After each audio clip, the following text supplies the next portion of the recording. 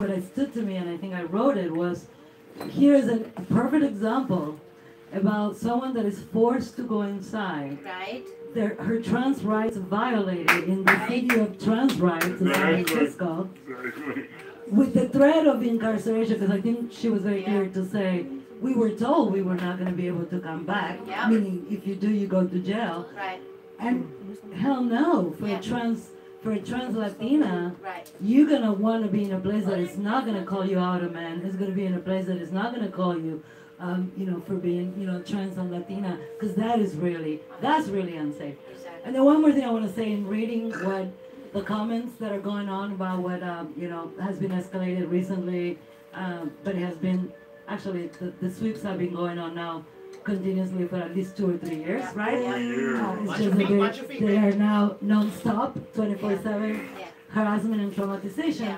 I think what we're hearing is some people talking, and that it doesn't matter whether it's those of us who are for services or not.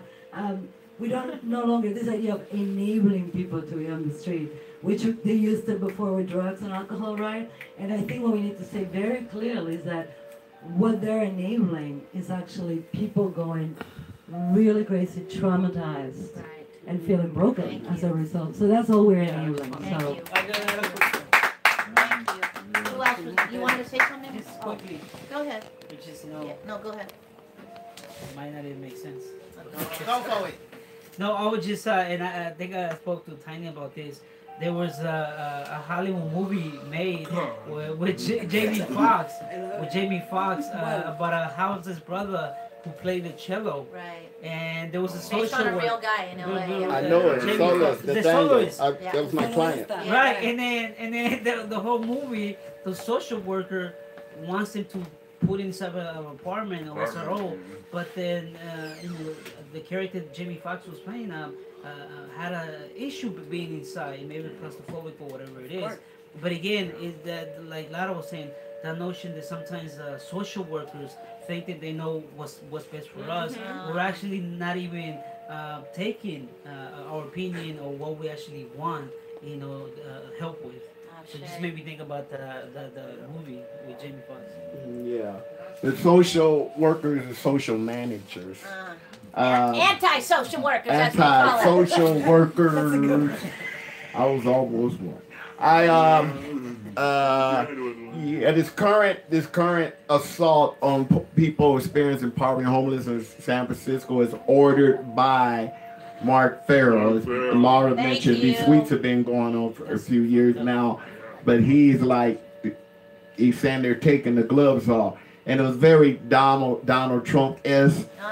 The same thing, Donald Trump blaming Latinos for being rapists and bringing this and so forth. Basically, he was saying the same thing. And this is not no right-wing hack. No, well, he might support him, I don't know. This is a Democrat in the so-called bastion of progressive city, San Francisco. I want people to remember that when you're out there screaming and hollering about Donald Trump, check out the wolf and the fox party. The Republicans are the wolf and the Democrats are the fox, and they'll both eat your ass. They're both eat meat. And so the thing he's talking about is service resistance, right? The problem is people don't want to accept services. There are no services. So I would encourage people everyone that's out on the street to go and apply for services. It's very easy. Just go out there and apply. Everybody go apply for services, all right? Everybody apply for those services. The other thing is we thought we had this thing settled in LA. We sued City of Los Angeles twice. And won 2 federal lawsuits, right? That it was cruel and unusual punishment if you didn't have housing, to put people in jail for it and doing all this housing so much. So the other thing I suggest is everybody, okay, we're going to ask for the services. The other thing is that the homeless issue is not, the homeless problem is not going to end until homeless people end it. What we have now, we have a whole industry that just manages homelessness. Exactly. It is not trying to eradicate it. I listened to the mayoral forum debates, excruciating debates for San Francisco, and they had very pedestrian answers of what they were going to do about homelessness. None of the candidates, none of them had any plan on ending homelessness. No comprehensive plan whatsoever. And we say a comprehensive plan to end homelessness must include repealing all the anti-homeless criminalization laws. Okay, but none of them had that. So, but I'm saying the other thing is, there's an emergency meeting being called. I might go to this, but I'm suggesting homeless people, those who are mostly impacted by an issue, have to be the ones in front of that issue. Not these professionals out there who have never been homeless or housed, and that's okay if you're really a real supporter. But it's time for y'all to get out the way. We don't need to manage the crisis anymore. We need to end the crisis. So the other thing I'm suggesting, the law in San Francisco, the municipal code says you can pitch a spot between 11 p.m. to 7 a.m. Now you can't sleep because that's camping and stuff. See, in LA you can sleep, but you can't sleep. So I tell people, you know, take naps, and if the police say you're sleeping, you says no, you were meditating. You go, I believe that word. We did that when we occupied the Rampart Police Station in LA.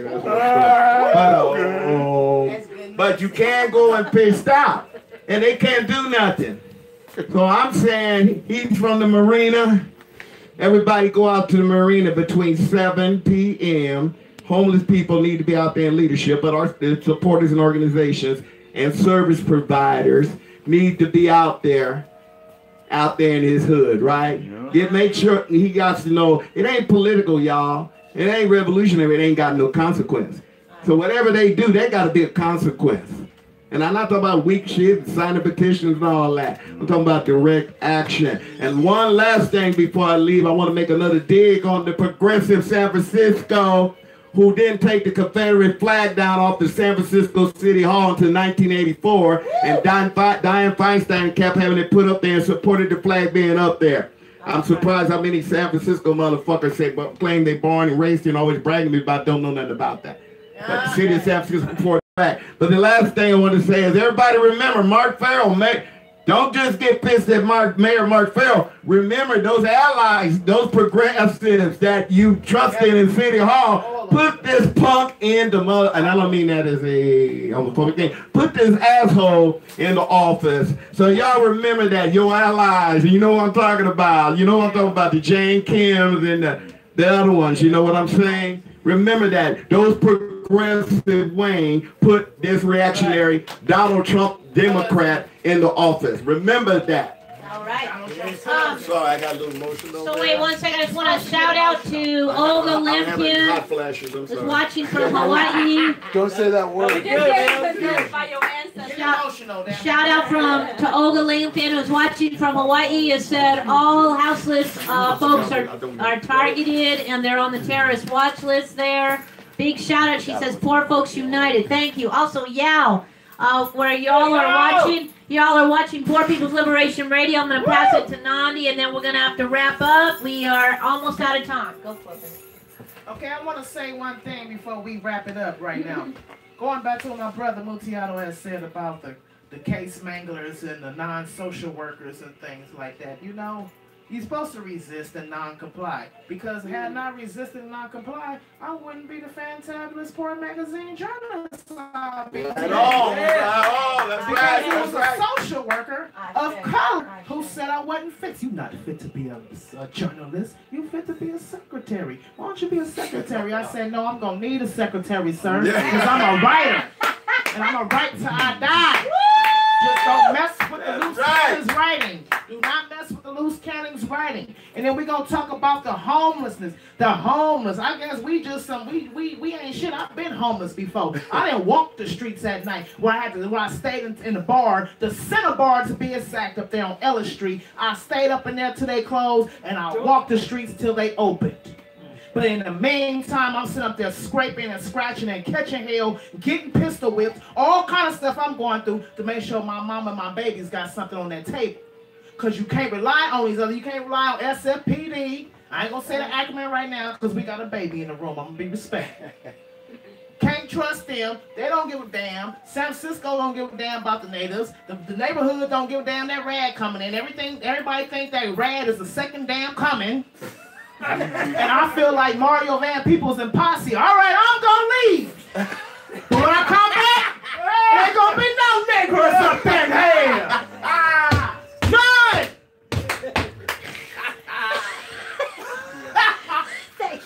We need to get out this concept that the enslaver is the savior, and if one more black person say that it's not about color, Okay. I'm gonna lose my mind up in here.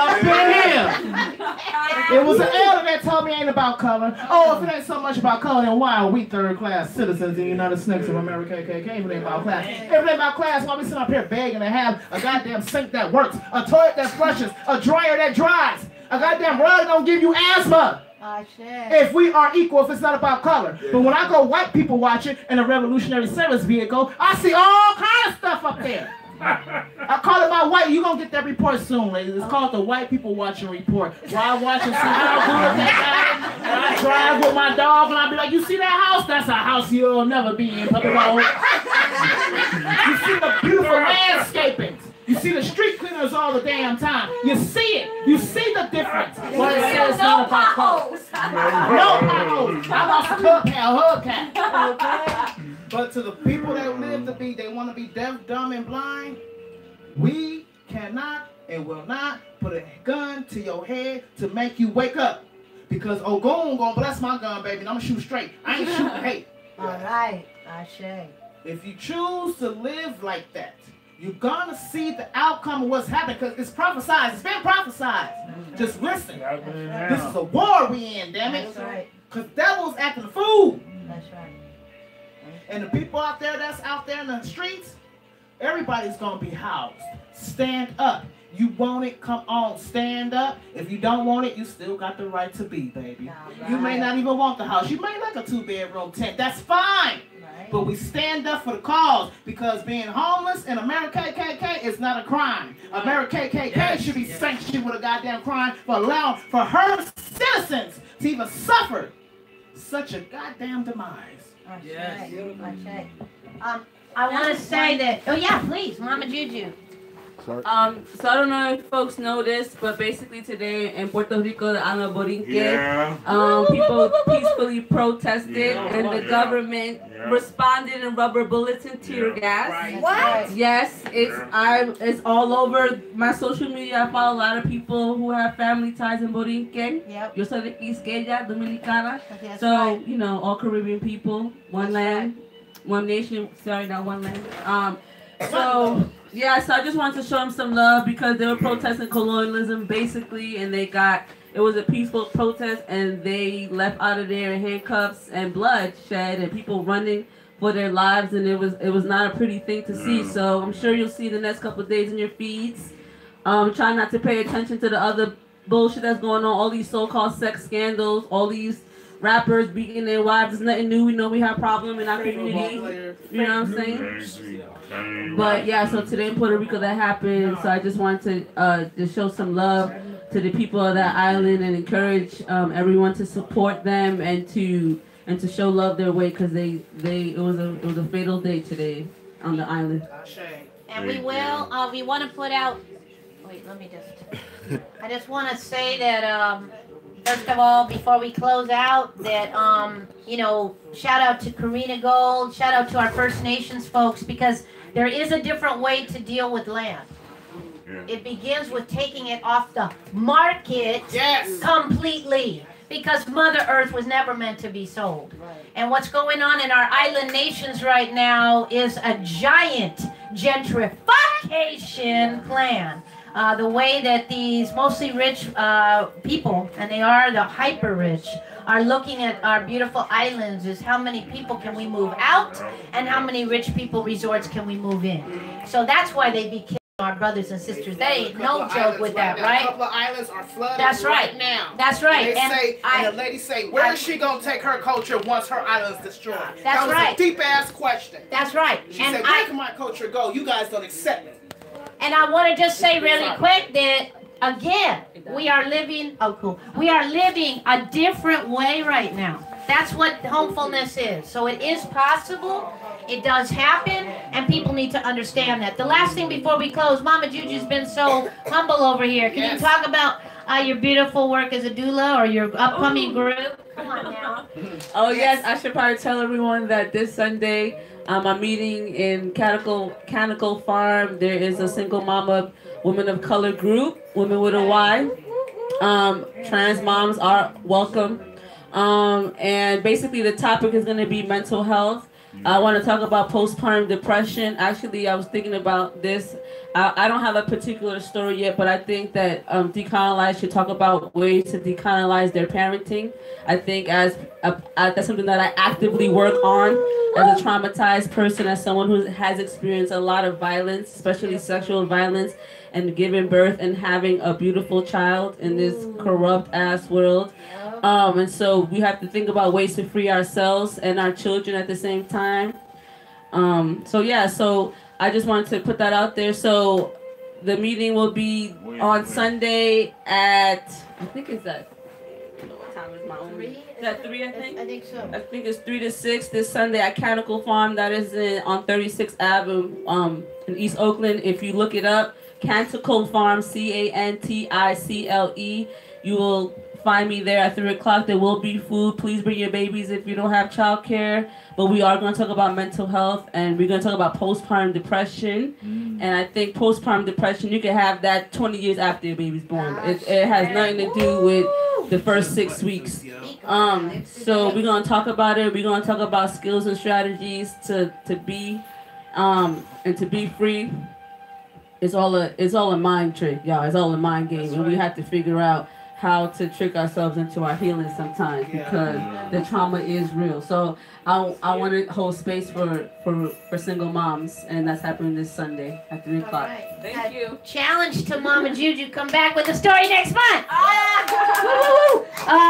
The last thing I do want to say to Poor Magazine family in this room and out of this room is we are going to join our fellow poverty scholars in Philly to take part in the Poor People's March. You know, there's a big a pastor-led Poor People's campaign going on right now. No hate, no disrespect, but it is not poor people-led. And so we are happily trying to teach them and lead them for any of y'all are watching. But I do want to say a shout out to Sherry Honkala, to Bruce Wright, and all the other poverty scholars back east in my Afro-Boricua mama's hometown of Philly, North Philly, where the poor people get down, I'm telling you. The Helm of Move Africa and all the badasses from Move Africa, Long Live John Africa, and Mama D, right? So we're going to be joining them on June 2nd for a march that's going to go June 2nd to June 12th. Anybody out there want to take part in that?